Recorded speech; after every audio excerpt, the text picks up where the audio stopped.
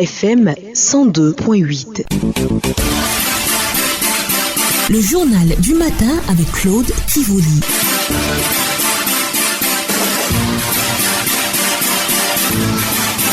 Merci de suivre le journal au sommaire. Transfiguration est un temps de prière trimestrielle et de restauration proposé par la paroisse Sainte Trinité de Koumassi-Sikoji en vue de soulager et d'accompagner et de prendre en charge les personnes qui vivent des situations et des épreuves difficiles. Et puis le message du Papa François pour la prochaine journée mondiale de la paix dévoilée ce jeudi. Le souverain pontife souhaite que l'année jubilaire qui s'ouvre dans quelques jours soit une année qui fasse croître la paix. Bonjour à tous. Transfiguration est un temps de prière trimestrielle et de restauration proposé par la paroisse Sainte Trinité de Koumassi-Sikoji en vue de soulager et d'accompagner et de prendre en charge les personnes qui vivent des situations et des épreuves difficiles. Une activité organisée en collaboration avec la paroisse Sainte Trinité. Le Père Jules Tédier est le curé de cette paroisse. Il nous explique le contexte et l'objectif de ce temps de prière. Transfiguration, c'est un temps de prière pour prendre en charge ceux qui ont perdu un être cher, ceux qui ont du mal à faire le deuil de la séparation douloureuse d'un être bien-aimé, un être cher qui est parti très tôt vers la maison du Père. Transfiguration est née dans le contexte de la prière pour les morts avec les amis de la fraternité Saint-Odilon.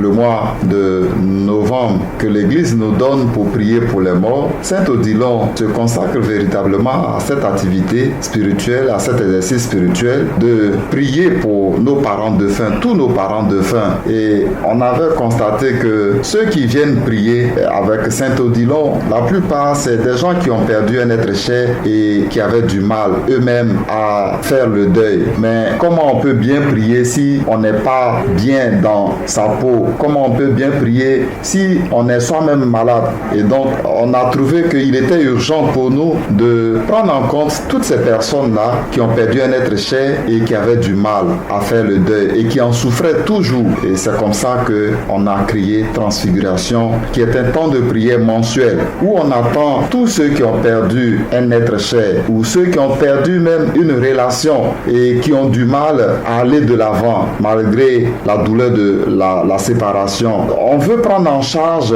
ces personnes-là qui souffrent dans leur corps, dans leur âme, dans leur cœur. Aïe. Agency et la chorale Lumen Christi de la paroisse Notre-Dame du Perpétuel Secours de Trècheville ont initié un concert caritatif en faveur des enfants démunis l'après-midi du dimanche 8 décembre 2024 à l'auditorium de la cathédrale Saint-Paul du Plateau. Le dit concert a connu un franc succès vu que les chants exécutés par la chorale Lumen Christi ont conquis le cœur des nombreux enfants ainsi que des adultes présents. Au terme du chaleureux spectacle, le père Charles Gouin, vicaire à la paroisse Notre-Dame du Perpétuel Secours de Trècheville et aumônier des chorales paroissiales, estime que ce concert est un temps d'évangélisation pour apporter la joie spirituelle et matérielle. Grand merci à la chorale qui, après 25 ans d'existence, ne pense pas seulement qu'à son cocon parce qu'il se préoccupe à travers ce concert-là à offrir la joie à des enfants démunis pour que Noël aussi soit un jour joyeux à travers le monde. C'est une manière aussi de montrer que par le chant, nous pouvons évangéliser pour apporter la joie. Une joie spirituelle, bien sûr, mais aussi une joie matérielle. Alors, c'est un conseil caritatif qui mérite d'être loué, honoré, qui doit servir d'exemple pour toutes les autres chorales. Ne pas se contenter seulement, comme je dis, de songer à avoir des moyens pour agrandir ses instruments et tout, mais aussi penser aux autres. Je pense que c'est une grande attention qui mérite d'être louée. Les chants qui ont été exécutés nous ont plongé justement dans l'ambiance du temps de l'Avent. On a vu des pièces du Messie de Handel qui ont été interprétées, des chants de la nuit de Noël pour le réveillon. Et ça nous a déjà donné un avant-goût de ce que nous apprêtons à célébrer d'ici quelques jours. Alors nous pouvons qu'être contents et merci pour la chorale qui grandit en maturité avec la puissance des voix, les chorales, les tons ainsi que les solistes qui montrent une certaine maturité dans la prestation. Que cette chorale soit ce qu'elle est, Lumen Christi, la lumière du Christ. Et le Christ quand il brille, ce n'est pas seulement pour aveugler, c'est une lumière qui éclaire et donc qui montre le chemin. Qu'ils puissent effectivement marcher dans cette mouvance du Christ pour qu'ils puissent éclairer par le chant puisque c'est leur charisme. Le lancement officiel de la campagne du grand rattrapage à l'endroit des enfants, couplé à la supplémentation en vitamine A chez les enfants de 6 à 59 mois, aura lieu du 16 au 23 décembre 2024 à Laudan, à la place terrain du Palmier, dans le district sanitaire de Tracheville-Makori à 9h. Cette campagne du grand rattrapage vise plus d'1 million d'enfants de 0 à 59 mois qui ne sont pas à jour ou ayant raté leur vaccination et de supplémenter ceux qui n'ont pas reçu la vitamine A. L'information a été donnée par Dr Charles Kofi, directeur de cabinet au ministère de la Santé, de l'Hygiène publique et de la couverture maladie universelle, en collaboration avec ses partenaires au cours d'une conférence de presse le mercredi 11 décembre 2024 à la salle de conférence du ministère. Selon Dr Charles Kofi, les défis pour cette campagne de vaccination sont énormes. Les défis auxquels nous faisons face sont énormes. Et il s'agit pour la Côte d'Ivoire, notre pays, de cibler les enfants zéro dose et sous-vaccinés de 2020 à 2023 liés à la pandémie à coronavirus. Ainsi, le pays compte vacciner 35% de cette cible cette année 2024 et 65% l'année prochaine.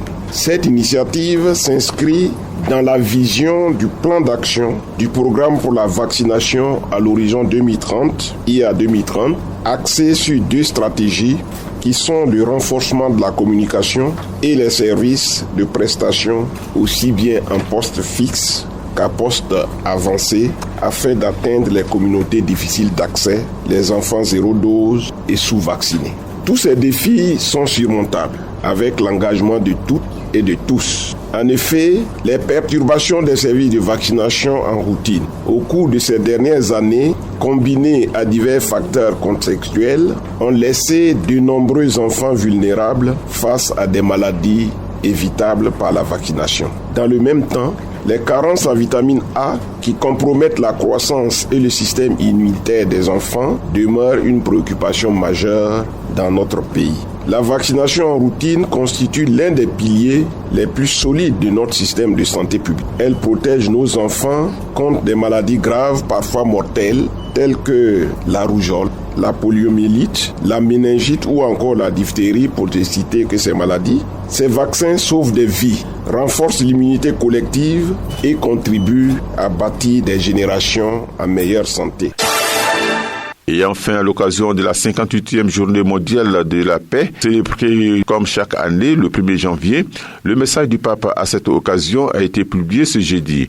Message dans lequel le Saint-Père se penche sur le thème du prochain jubilé axé sur l'espérance et réitère son appel pressant à la remise des dettes. Nous rappelons que nous sommes tous débiteurs envers Dieu et envers les uns et les autres. Le pape qui invite dans ce message aussi tout le monde à se mettre à l'écoute du cri de l'humanité pour briser les chaînes de l'injustice.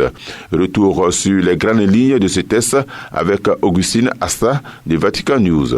En cette veille d'année jubilaire, le pape François invoque à nouveau la paix. Une paix vraie et durable. Dans le village global interconnecté qu'est le monde aujourd'hui, il est nécessaire, poursuit le souverain pontife, d'écouter le cri des pauvres et de l'humanité menacée, car, précise-t-il, personne ne vient au monde pour être opprimé, puisque nous naissons pour être libres selon la volonté du Seigneur, affirme le pape.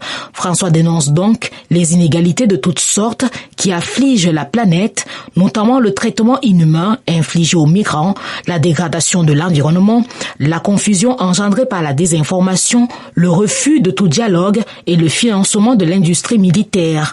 Autant de facteurs, dit le pape, qui constituent une menace réelle pour l'existence de l'ensemble de l'humanité. C'est pourquoi l'évêque de Rome appelle à briser les chaînes de l'injustice pour ouvrir les chemins de l'espérance et proclamer la justice de Dieu. Pour donc remettre les peuples sur le chemin de l'espérance, François suggère 3 actions concrètes: trouver des formes de remise de la dette extérieure en reconnaissant la dette écologique entre le Nord et le Sud, abolir la peine de mort dans toutes les nations et enfin allouer les fonds non pas pour le financement des armes mais afin de lutter contre la faim dans le monde. Fin du journal présenté par Claude Tivoli, assisté de Flora Boyer. Merci de nous avoir suivis. Dieu nous garde.